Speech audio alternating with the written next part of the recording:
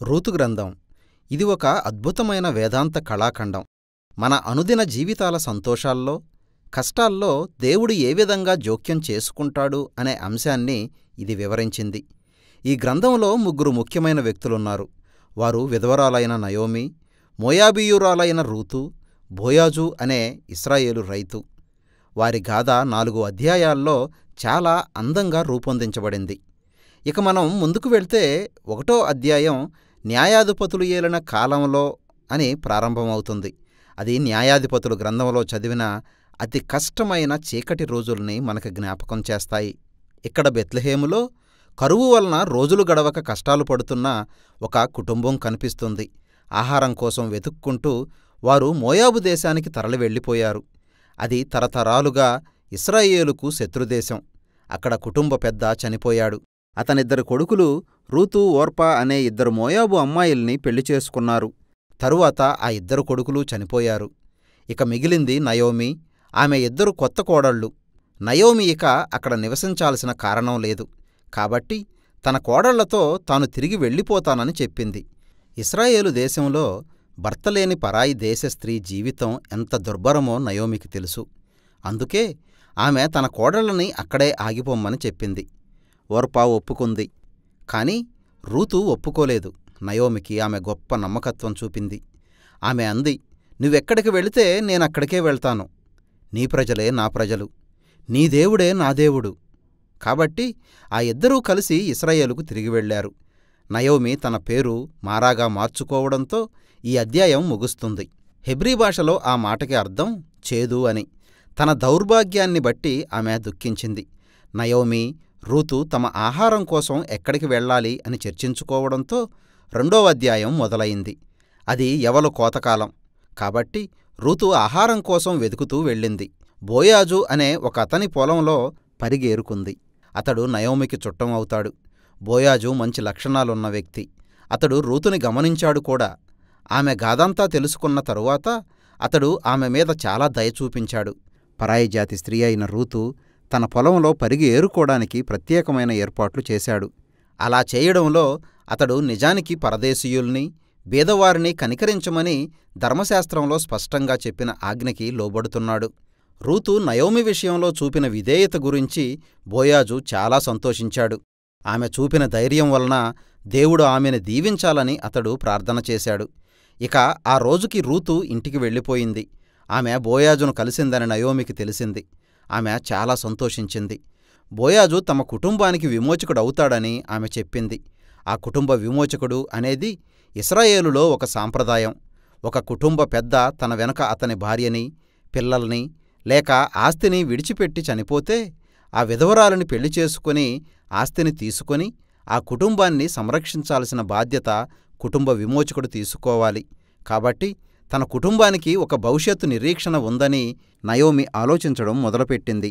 తమ పరిస్థితిని బోయాజు దృష్టికి తీసుకెళ్లడానికి నయోమి, రూతు ఒక ప్రణాళిక వేయడంతో 3వ అధ్యాయం ప్రారంభమైంది.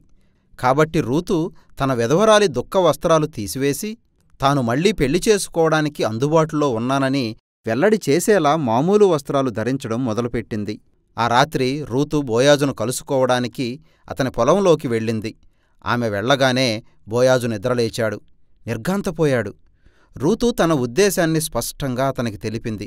బోయాజు నయోమి కుటుంబాన్ని విమోచించి తనను వివాహం చేసుకుంటాడా అని అడిగింది. నయోమి పట్ల రూతు చూపుతున్న విధేయత చూసి బోయాజు చాలా ఆశ్చర్యపోయాడు. రూతు విశిష్టమైన లక్షణాలు కలిగిన స్త్రీ అని మెచ్చుకున్నాడు. సామెతలు 31వ అధ్యాయంలో స్త్రీని వర్ణించడానికి ఇవే పదాలు వాడారు. కాబట్టి బోయాజు రూతుని తరువాతి రోజు వరకు ఆగితే తాను ఆ ఊరి పెద్దల ముందు రూతుని, నయోమిని విమోచిస్తానని చెప్పి పంపేశాడు. రూతు నయోమి దగ్గరికి తిరిగి వెళ్లడంతో ఆ అధ్యాయం ముగిసింది. వారిద్దరూ జరుగుతున్న సంగతుల విషయంలో చాలా ఉత్సాహంగా ఉన్నారు. 4వ అధ్యాయంలో చివరి నిమిషంలో అన్ని విషయాలు సమకూడి జరిగాయి. తనకంటే నయోమికి దగ్గర బంధువు మరొకడు ఉన్నాడని బోయాజుకు తెలిసింది. ఆ కుటుంబాన్ని విమోచించడానికి తనకంటే ముందు ఆ వ్యక్తికే అర్హత ఉంది. అయితే ఆ వ్యక్తి తాను రూతుని వివాహం చేసుకోవాల్సి వస్తుందని చివరి నిమిషంలో తెలుసుకున్నాడు. కాబట్టి అతడు ఆ పనికి తిరస్కరించాడు. కాని బోయాజుకు రూతు గురించి, ఆమె మంచితనం గురించి తెలుసు కాబట్టి అతడు నయోమి కుటుంబ స్వాస్థ్యాన్ని తీసుకుని రూతుని పెళ్లి చేసుకున్నాడు. ఆ విధంగా మొదట్లో రూతు నయోమి కుటుంబం పట్ల నమ్మకంగా ఉన్నట్టే ఇప్పుడు బోయాజు కూడా నయోమి కుటుంబం పట్ల నమ్మకంగా వ్యవహరించాడు.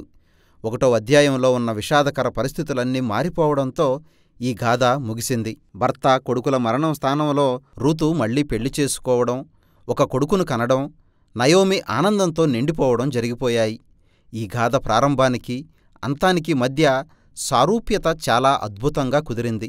మొదట జరిగిన విషాద సంఘటన వెంబడే రూతు చూపిన గొప్ప నమ్మకత్వం గుర్తుంది కదూ. చివరిలో ఆ కుటుంబం తిరిగి సమకూడడానికి బోయాజు వారి పట్ల చూపిన నమ్మకత్వం దానికి సరిపోయింది.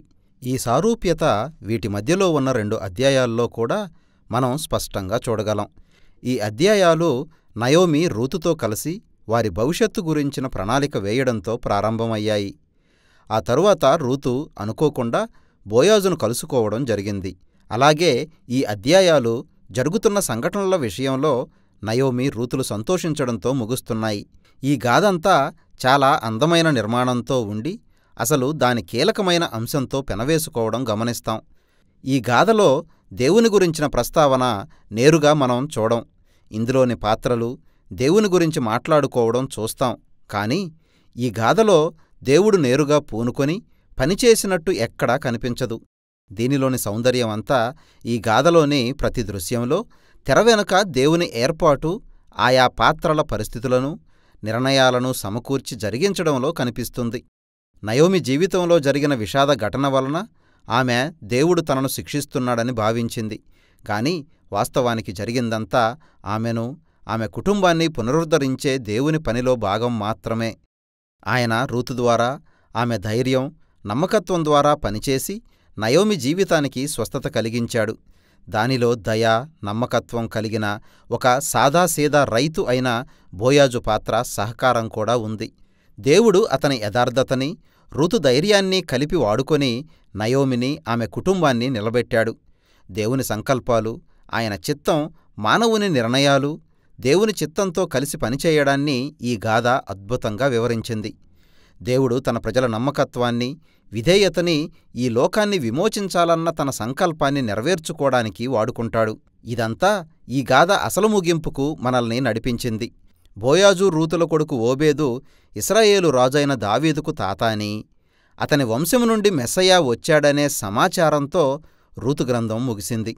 చూడడానికి ఒక లోక సంబంధమైన వృత్తాంతంగా కనిపించినా ఈ గాథలోని సాధారణ సంఘటనలు అన్నీ ఒక్కసారిగా ఈ లోకానికి విమోచన సంపాదించే దేవుని గొప్ప గాథలో కలిసిపోయాయి. కాబట్టి సామాన్యమైన సంఘటనలతో నిండిన మన జీవితాల్లో కూడా దేవుడు ఏ విధంగా పనిచేస్తున్నాడో ఆలోచించాల్సిందిగా రూతు గ్రంథం మనల్ని ప్రోత్సహిస్తున్నది. రూతు గ్రంథం మనకిచ్చే సందేశం ఇదే.